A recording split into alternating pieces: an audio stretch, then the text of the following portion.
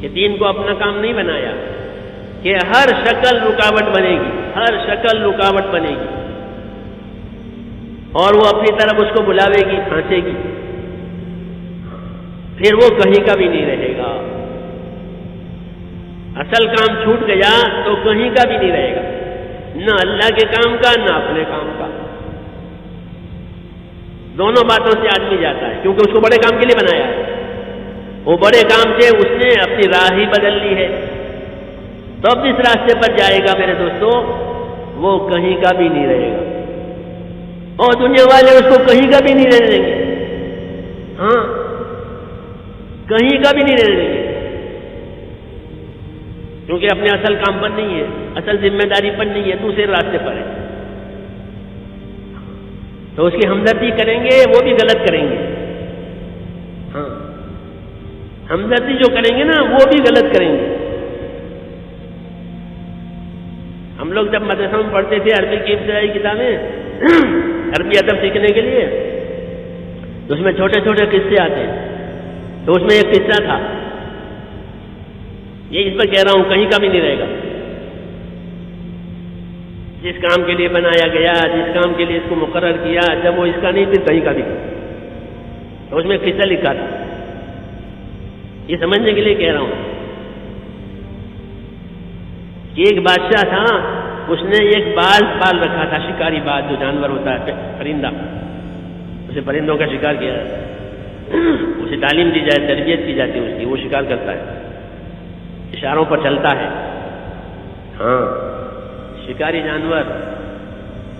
جن کو شکار کے لیے اس کو باقاعدہ تیار کیا جاتا ہے، اس کو تعلیم دی جاتی ہے، وہ شکار کرتا ہے اپنے مالک کے لیے۔ شریعت نے بھی اس کے شکار کو حلال بنایا، مگر اس کی شرطیں رکھی ہیں جو کتابوں میں لکھی ہوئی ہے کہ اتنی شرطیں اس جانور میں پائی جاوے تو وہ اس کا شکار حلال ہے، مر جاوے تو بھی۔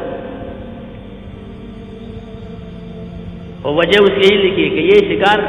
اپنی خواہش کے لیے نہیں کر رہا ہے، اپنے مالک کے لیے کر رہا ہے۔ تو خیر وہ تو کتابوں میں لکھی ہوئی بات ہے کہ کیا شرطیں ہیں، مجھے تو وہ قصہ سنا۔ تو وہ شکار وہ باز پال رکھا تھا بادشاہ نے، شوقین تھا وہ شکار کا۔ ایک مرتبہ وہ باز کہیں اڑ گیا محل میں سے، اور اڑ کر کے ایک بڑھیا تھی اس کی چھپریا بجا کے بیٹھ گئی۔ وہ باہر نکلی بڑی بھی، دیکھا کہ ایک جانور بیٹھا ہوا ہے، چونکہ وہ مانوس تھا انسانوں سے، وہ اڑنے والا تو تھا نہیں دیکھ کر کے، تو وہ مانوس نے پکڑ لیا اس کو، بڑی بی نے جب اس کو پکڑ لیا تو بڑی بھی بوڑھے ہوتے ہیں تو ان میں شفقت آ جاتی ہے، دادا دادی نانا نانی اکثر یہ شفقت والے ہوتے ہیں، عمر بڑی ہو گئی تو دوسرا جذبہ پیدا ہوتا ہے شفقت کا، تو دیکھا اس کو کیا اتنا کیسا جانور ہے، پھر اس کو دیکھا تو دیکھا اس کی چونچ تو ٹیڑھی ہے اور اس کے ناخن تو بڑے بڑے ہیں اور پر بھی اس کے بڑے بڑے ہیں، تو بڑی بی کو بہت رحم آیا، ہاں ارے یہ بیچارہ جانور اس کی تو چونچ ٹیڑھی ہو گئی ہے، یہ کیسے کھاتا ہوگا دانا، کبوتر کی چونچ تھی دانا چگنے کے لیے، اس کی چونچ ٹیڑھی گوشت نوچنے کے لیے، تو اللہ کی تخلیق ہے، اس بڑی بی کو نہیں معلوم کہ اس کی تو چونچ ٹیڑھی ہو گئی ہے، اس کے ناخن کتنے لمبے ہو گئے، جو اپنے بچوں کے ناخن کاٹے، اور اس کے پر کتنے بڑے بڑے ہو گئے، بال کتنے بڑے بڑے ہو گئے، تو گھر میں لے گئی اور چونچ بھی کاٹ دی اور اس کے پنجے جو تھے شکار کر دبوچنے کے وہ بھی کاٹ دیے، اور اڑنے کے جو پر تیزی سے اڑتا تھا کبوتر کے پیچھے وہ پر بھی کاٹ دیے۔ سمجھ بات آ رہی ہے؟ اب ادھر تلاش ہو رہی ہے بادشاہ کے یہاں کہ باز کہاں چلا گیا، بہت قیمتی ہے۔ تو اس کے آدمی ادھر ادھر پھر رہے ہیں تلاش میں، تو ہوتے ہوتے یہاں پہنچ گئے، تو بڑی بی کے یہاں مل گیا وہ، تو دیکھا اس کی حالت کو،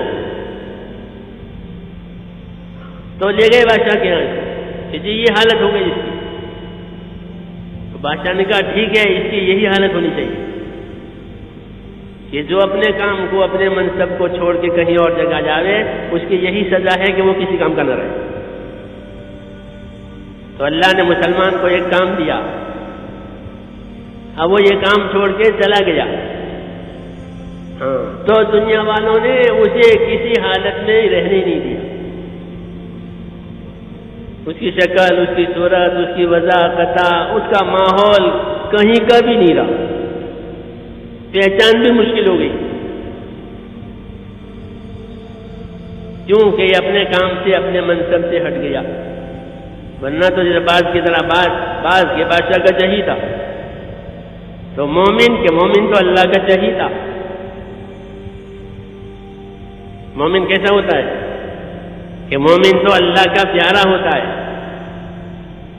جی ہاں، کیوں کہ وہ اللہ کے حکموں کا پابند ہے، اس کے ذمہ کام ہے، اس لیے حق تعالیٰ شانہ اس کے اعمال کو اوپر اٹھاتے ہیں۔ ہاں، اس کے اعمال اوپر اٹھائے جاتے ہیں، یہ قیمتی ہے بہت۔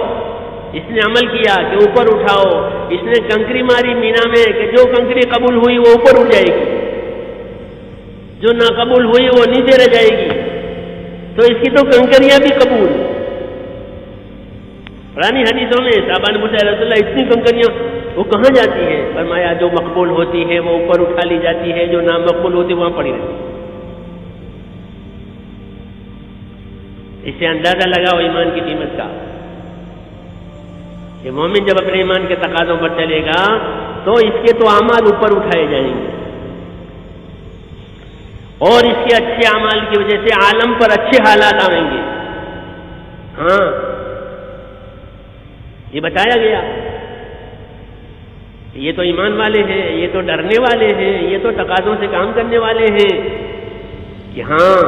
ان کے اس رویوں کی وجہ سے ہم دنیا کے حالات بہتر بنائیں گے۔ تو دنیا کے حالات کا بہتر بننا، دنیا کے حالات کا بگڑنا،